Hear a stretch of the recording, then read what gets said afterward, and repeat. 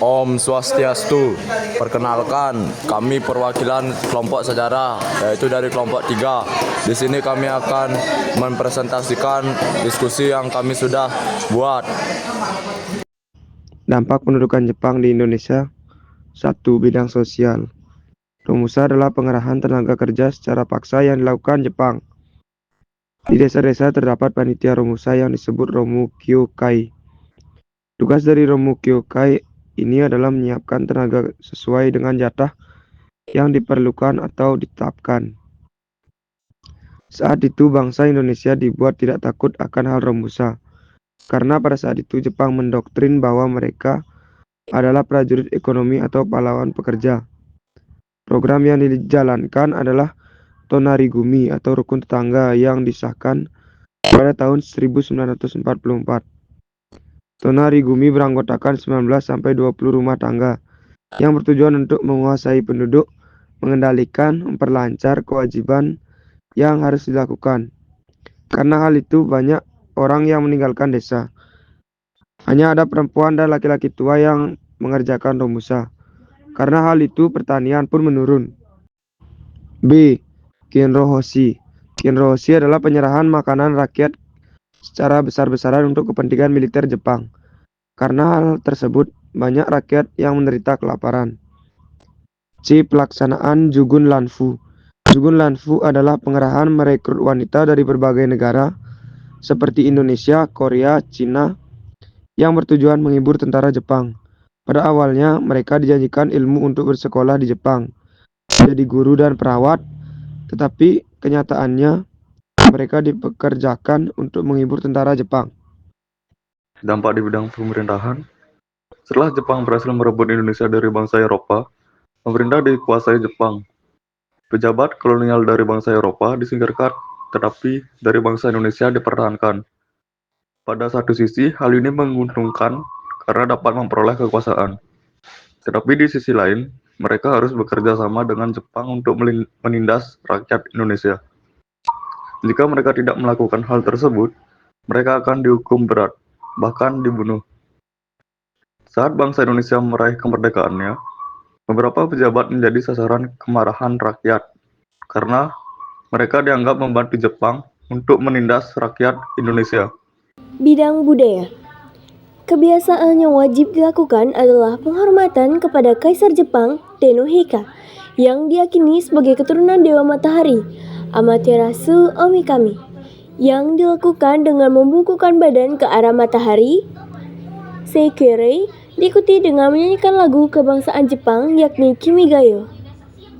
Hal tersebut ditentang oleh para ulama, salah satunya K.H. Zainal Mustafa.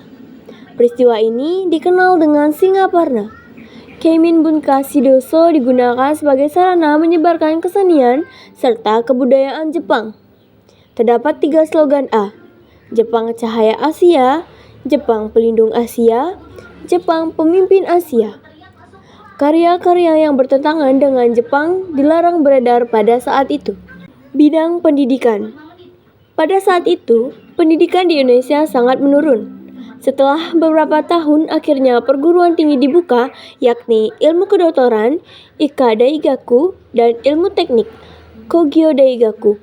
Para pelajar diberikan slogan Hakko Ichiyu. Pada saat itu, Jepang mengharuskan bahasa Indonesia sebagai bahasa pengantar dan sebagai mata pelajaran wajib. Dalam sistem stratifikasi sosial, Jepang menempatkan golongan Bumiputra di atas golongan Eropa dan golongan Timur Asing yang bertujuan mengambil hati rakyat. Bidang militer. Jepang mendirikan sekolah militer. Sekolah tersebut didirikan untuk melatih orang Indonesia yang tergabung dalam organisasi militer atau semi-militer. Organisasi yang didirikan seperti Heigo, Peta, dan Gyugun. Adapun organisasi semi-militer yang didirikan adalah Seinendan dan Keibodan. Oleh karena itu, Indonesia membekali ilmu militer dan semi-militer yang nantinya berguna. Mobilisasi perempuan. Pujinkai dibentuk bulan Agustus 1943. Usia anggota Pujinkai 15 tahun. Tujuannya membantu Jepang dalam perang menghadapi sekutu. Para perempuan diberi kesempatan untuk bergerak dan berorganisasi, tetapi tetap dalam pengawasan Jepang. Oleh Jepang, Fujinkai diharapkan untuk membantu Jepang untuk memobilisasi massa, memberikan pengajaran kewanitaan, dan memberikan solusi atas persoalan sehari-hari. Bidang ekonomi. Dengan semboyan negara makmur, militer kuat, Jepang bermaksud menjadikan Indonesia sebagai salah satu basis kepentingan militer sekaligus untuk industri-industrinya. Untuk hal itu, Jepang menguasai keseluruhan aktivitas perekonomian rakyat, terjadi eksploitasi berbagai sumber daya sebagai sandang, papengan, logam, dan minyak. Hal tersebut tampak dalam A. Melakukan pengawasan yang ketat dalam bidang ekonomi. B. Adanya kebijakan self-sufficiency. C. Setoran wajib, rumosa, merosotnya produksi pangan, serta kelaparan. D. Menyita aset-aset ekonomi yang penting. Dampak negatif. Dampak negatif kependudukan Jepang di Indonesia adalah yang pertama, eksploitasi dan kerja paksa atau rumusa. Banyak rakyat dipaksa kerja tanpa upah untuk proyek militer Jepang. Banyak yang meninggal karena kelelahan, kelaparan, dan penyakit. Yang kedua, krisis pangan dan kemiskinan. Hasil pertanian lebih banyak untuk Jepang. Rakyat kelaparan, inflasi tinggi karena ekonomi difokuskan pada perang.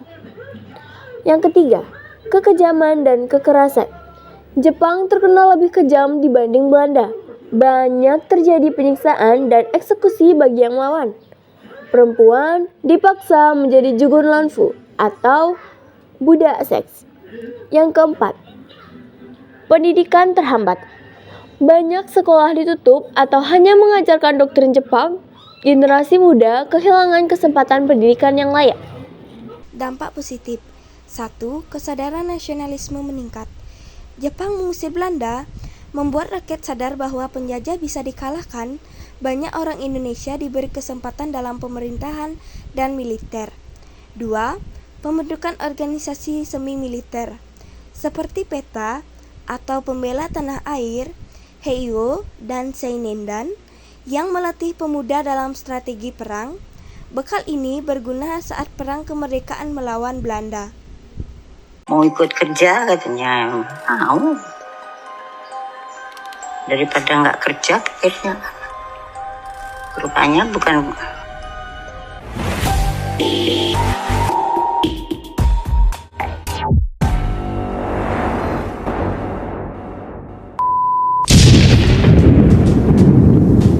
Di tengah kebrutalan Perang Dunia II, terdapat kengerian yang tersembunyi, sebentuk babak kelam kejahatan perang pasukan Jepang yang dikaburkan oleh bayang-bayang sejarah. Ini adalah tragedi Jugun Ianfu, wanita penghibur tentara Jepang.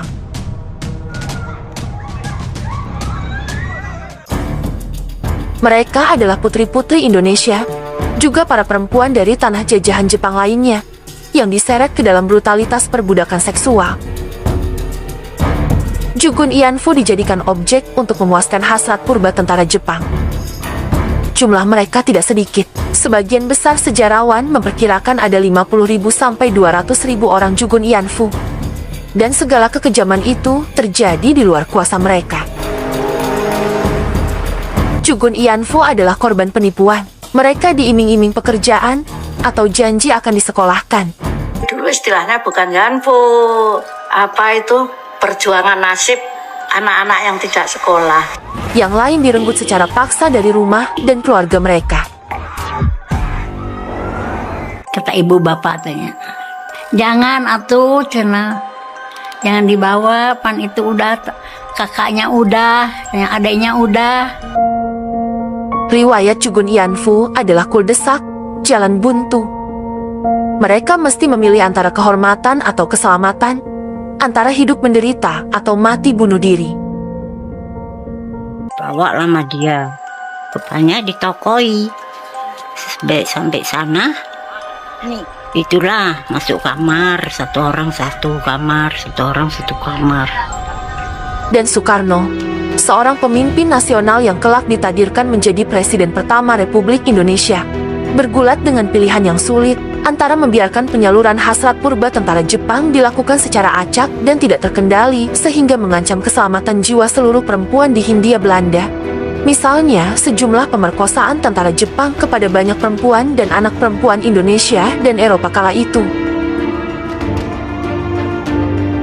Atau mendukung pembentukan rumah bordil untuk memuaskan hasrat purba tentara Jepang, tetapi mengorbankan martabat bahkan keselamatan lebih sedikit perempuan Hindia Belanda. Sejarah sudah mencatat pilihan bung besar kita. Namun, hari ini masih banyak yang mempertanyakan pilihan Soekarno itu. Layakkah mengorbankan minoritas demi keselamatan mayoritas? Apakah penderitaan segelintir manusia lebih tidak berharga ketimbang keselamatan banyak orang? Sementara itu, para Jugun Ianfu yang hak asasinya dirampas mengalami kengerian yang tak terkatakan. Sebagai perempuan yang dipaksa menyediakan layanan seksual bagi prajurit Jepang, setiap hari mereka mesti mengalami pelecehan fisik, seksual, dan psikologis yang parah dan brutal. Terus saya tutup menurut saya, nggak apa-apa, itu nggak apa-apa. Itu mulai di situ. Terus saya tuh sudah, ini air mata tuh sudah kanan kiri sudah nggak tergendung lagi. Bagi Jugun Ianfu, setiap hari rasanya jauh lebih teruk ketimbang mimpi buruk yang tak kunjung berakhir. Dalam kamar-kamar gelap yang jarang menerima kehangatan cahaya matahari, mereka diperlakukan layaknya barang dagangan di rumah-rumah bordil. Tubuh mereka menjadi medan pertempuran, diinjak-injak dan disiksa oleh kebiadaban tentara Jepang. Meskipun pengalaman setiap perempuan berbeda-beda, kesaksian mereka memiliki banyak kesamaan, pemerkosaan berulang yang meningkat sebelum pertempuran, rasa sakit fisik yang menyiksa, kehamilan, penyakit menular seksual, dan kondisi yang suram. Kecapean saya itu, merasa capek, merasa malu. Melawan secara terang-terangan bukanlah pilihan, karena penyiksaan digunakan terhadap Jugun Ianfu yang berusaha melarikan diri atau menolak memenuhi tuntutan tentara Jepang. Bahkan, bunuh diri bukan jalan keluar, tersebab tentara Jepang tidak segan-segan mengancam keluarga Jugun Ianfu untuk mencegah para perempuan malang itu menghabisi nyawanya. Makanan bergizi, air bersih, pemukiman layak, dan fasilitas mandi, cuci dan kakus yang memadai tak diberikan. Sementara cakupan perawatan medis terbatas pada pengobatan penyakit menular seksual, sterilisasi, dan penghentian kehamilan. Meski demikian, sejumlah Jugun Ianfu tetap hamil juga. Jika sudah begini, mereka akan dipaksa melakukan aborsi dengan cara yang brutal. Namun, sejumlah janin hasil hubungan Jugun Ianfu dengan tentara Jepang, ada pula yang selamat, dan akhirnya lahir ke dunia. Kelahiran anak-anak ini menjadi sejumlah penderitaan baru karena kondisi sang ibu dan tidak ada pengakuan dari ayah biologis mereka. Banyak di antara mereka yang tak mampu bertahan, berpulang dalam penderitaan dan kesunyian. Namun, tak ada yang mendengar jeritan mereka yang putus asa, karena mereka adalah korban dari praktek perbudakan seksual, menjadi simbol dari ketidakadilan dan kebiadaban perang yang dianggap lumrah oleh tentara Jepang kala itu. Namun, di tengah segala keputusasaan itu, masih ada cahaya kecil yang menyala. Para wanita penghibur itu bertahan hidup dengan segala cara yang mereka bisa. Mereka saling berpegang teguh pada ikatan persaudaraan, mendapatkan kekuatan dari perjuangan bersama, menolak menyerah pada bayang-bayang perang. Dan akhirnya, fajar pembebasan pun menyingsing. Hari ketika belenggu penindasan dipatahkan, dan kebebasan terdengar di seluruh negeri. Pasukan sekutu tiba, perang telah usai, dan para wanita penghibur itu akhirnya dibebaskan dari belenggu kekejaman. Namun, situasi berbeda terjadi di Jepang. Kejadiannya persis dengan yang dilakukan Soekarno di Padang, Sumatera Barat. karena pasukan pendudukan Amerika Serikat diperkirakan akan memperkosa perempuan sipil Jepang setelah Jepang kalah perang. Pemerintah Jepang merekrut perempuan patriotik untuk dijadikan korban guna melindungi kesucian perempuan Jepang dan mengirim mereka ke sekutu. Stasiun kenyamanan didirikan dan total 55.000 orang berkumpul di sana.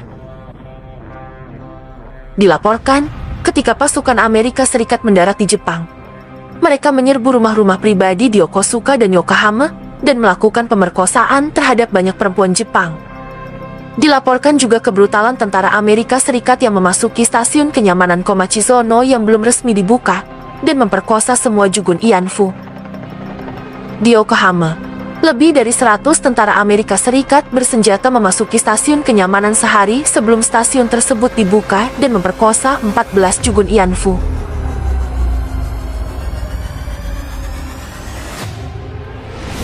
Dilaporkan puluhan ribu perempuan di rumah pelacuran dipaksa berhubungan seks dengan laki-laki Amerika sampai Douglas MacArthur menutup sistem tersebut setahun setelah perang resmi berakhir.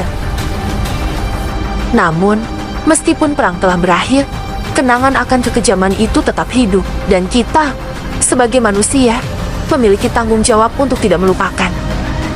Kisah para wanita penghibur harus menjadi pelajaran berharga bagi kita semua.